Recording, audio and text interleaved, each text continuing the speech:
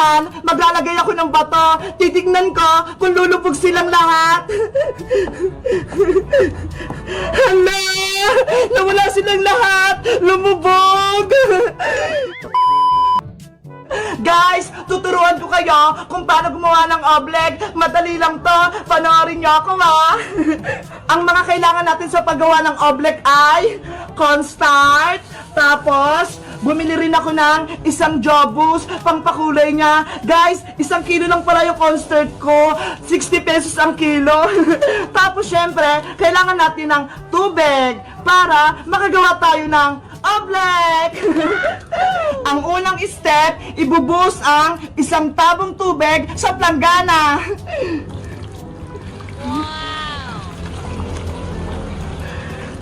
Wag susobra yung tubig nyo, ha, para maging perfect yung oblek nyo. Ang susunod naman ay ang ating pangpakulay. Hulaan nyo, guys, kung anong kulay ito.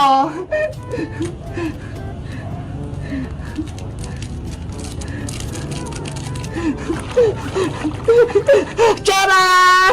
Kulay orange to! Diba? Ang ganda! Kahapon, kulay pink yung ginawa namin ni Princess. Ngayon, kulay orange naman. At ang huli nating ilalagay ang cornstarch.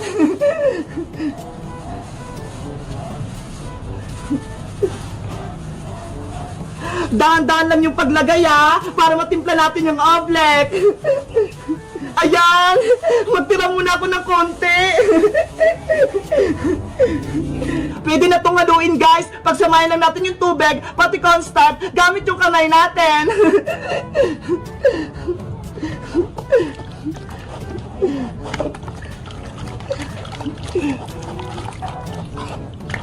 Dapat matunaw lahat ng cornstarch, pati sa ilalim. Oh, no! Hala! Matubig ata itong gawa ko. Lalagyan ko pa nga ng cornstarch.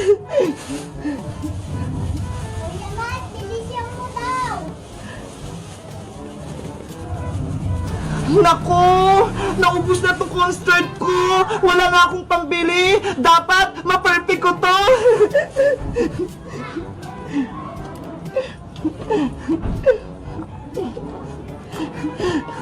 Ayan! Parang nararamdaman ko na perfecto!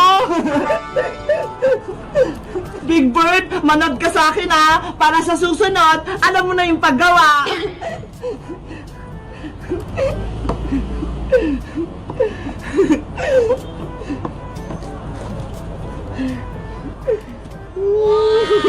Ang ganda!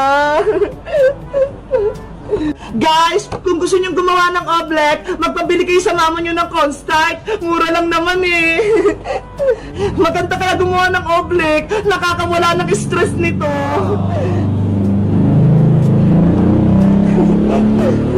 Eventually, Okay na ito tong oblek ko. Malapot na. Susubukan ko nga suntukin. Ayun, hindi lumubog yung kamay ko. Ang galing.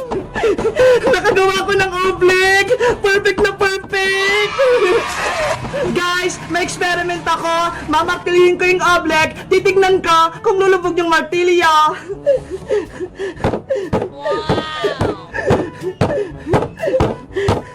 Wow! Hindi pumupunta sa ilalim yung martilyo! Ngayon naman, maglalagay ako ng bato. Titignan ko kung lulubog silang lahat. Hala! Nawala silang lahat! Lumubog! Nasaan na kayong mga bato?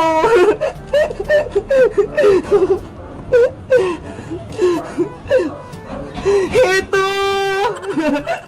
Guys, ang huling challenge naman, aapakan ko to. Titignan ko kung perfect talaga yung oblek natin. 1, 2, 3, talon! Wow! Hindi ako lumulubog! Ang galing! Perfect yung oblek ko! Hindi talaga lumulubog yung paa ko! Perfect na perfect yung oblek ko! Mabuti na lang! Hindi dumating si Boyong! Hindi niya ako guguluhin!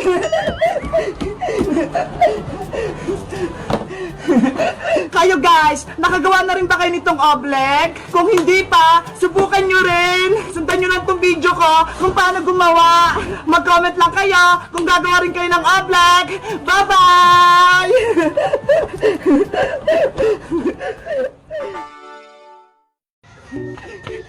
Wow! Namunga ng pera yung mga tinanim natin. May 1,000, 500, 200, 150, at meron pang mga bariya. Ang galing, may gold pa. Iska, alam mo ba kung paano dumami yung pera ko? Bakit naman gusto mo dumami yung pera mo, Bebang? Kasi wala kaming ulam eh. Gusto ko makabili ng fried chicken. Ganon? Oo, gusto ko sanang dumami itong maipon kong pera. Hindi pa to kasya pambiling fried chicken eh.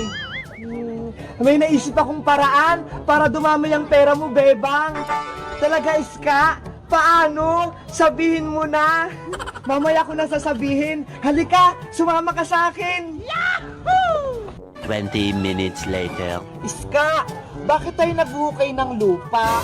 Sabi ng matatanda, kapag daw yung pera mo, tinanim mo sa ilalim ng lupa, tutubo daw ito at bubunga ng maraming pera. Talaga ba? Ang swerte ko naman, dadami tong pera ko. Ano kayang ginagawa ng dalawa doon? Bebang, Iska, anong ginagawa niyo dyan? Princess, nagtatanim kami ng pera. Sayang naman yung pera, masisira lang sa ilalim ng lupa. Sabi kasi ni Iska, dadami daw tong pera kapag tinanim. Hindi totoo yan. Totoo ba yan? Wala namang mawawala, Princess, kapag sinubukan natin. May pera ka din ba dyan, Princess? Para isama din natin sa pagtanim. Sige, isama nyo na rin itong mga bariyang pera ko para dumami din. Akin na yung pera nyo, ibabaon na natin. Oh, Iska, eto yung pera ko. Isang 20, isang 50. Wow! Sigurado ka dyan, Iska, ah. Kapag yan nawala, yari ka sa akin. Ayan, tapos na. Diligan din natin para mas mabilis na tumubo.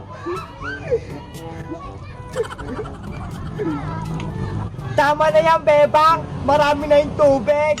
Bebang, Princess, antay na lang natin bukas. Baka tumubo na. Bilisan mong tumubo pera, ha? Uuwi na kami. Meanwhile,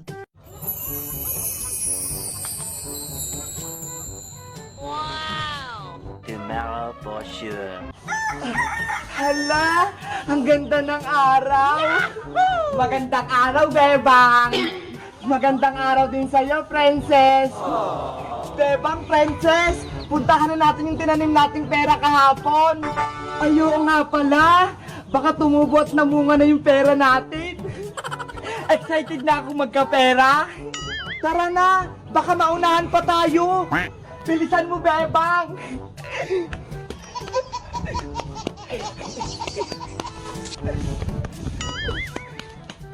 Bebang, Princess, tignan nyo, ho. Wow! Ang daming bunga, puro pera, nakakatuwa. May 1,000, 500, 200, 150, at meron pang mga bariya. Pwede na ba tayo mamitas ng pera para makabili tayo ng pagkain? Gutom na ako. Kunin na natin, mukhang hinog na sila. Okay, pipitas na ako. Akin na to lahat na perang papel. Oh no! Princess, magtira ka naman. Piniso nga lang yung tinanim mo, di ba? Bakit? Pera din naman yung piso, ah. Huwag na kayong mag-away dalawa. Hati-hati na lang tayo para walang lamangan.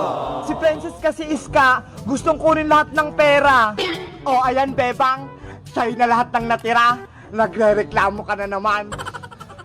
Ano yan? Puro barya na lang tinira mo? Sa inyo na lahat yan ni Iska. Madami pa yan. Akin na to. Nani? Hoy, Princess! Bigyan mo rin kami ni Bebang! Princess, bumalik ka rito! Mr. Crab! Bumili na kayo ng paninda kong Mr. Crab! Ano ba yan? Wala pa rin bumibili sa paninda kong alimango. Yahoo! Bebang! Nasaan ka? Ano po yun, Nay? Nandito po ako sa labas naglalaro. Halika nga rito. May iutos ako sa'yo. Ano po yung iutos niya sa akin, Nay? Pumunta ka sa palengke, bumili ka ng ulam natin na alimango. Wow! Mr. Crab yung ulam natin! Gusto ko po yun! O siya, eto yung pambili mo. Yung buhay yung bilhin mo, parang masarap. Opo, Nay! Dahan-dahan kang tumawid sa may kalsada. Umuwi ka kaagad. Opo, aalis na po ako. Sana may mahanap akong alimango dun sa may palengke. Mr. Crab, bumili na kayo. Buhay na alimango. Si Princess yun Ano kayang binibenta niya? Uy, Bebang, saan ka pupunta? Inutusan ako ni Nanay Princess bumili ng alimango para may ulam kami. Ano? Bibili ka ng alimango dun sa may palengke? Huwag ka na rin bumili. Dito ka na lang sa akin. Ano ba yung binibenta mo? Alimango din. Tignan mo, ang dami. Wow! Ang dami naman yan. Tapos buhay pa. Masarap to. Bagong uli lang pininanay sa gilid ng bahay. Kaya fresh na fresh. Magkano ba isa yan, Princess? Mura lang to, Bebang. Yung malalaki, 20 pesos. At yung mga maliliit, 10 pesos na lang. Ang mura naman pala Dito na ako bibili para hindi na ako mapagod pumunta sa palengke. Mamili ka na ng mga alimango mo. Galaw naman sila ng galaw Nangangagat ba yung alimango mo, Princess? Hindi yan. Mababait yan. Tignan mo. Hawakan ko pa. Ilagay mo na rito sa may lagayan ko. Ikaw naman manghuli ng alimango mo. Huli ka, malaki. Ang cute-cute naman ito, Princess. Parang hindi naman siya pwedeng ulamin. Para siyang laruan. Nauulam yan, Bebang. Sige na nga, bilhin ko na lahat ng paninda mo para marami kaming ulamin. Yay! Maubos na yung paninda ko. Dito na kayo sa akin. Uuwi na tayo.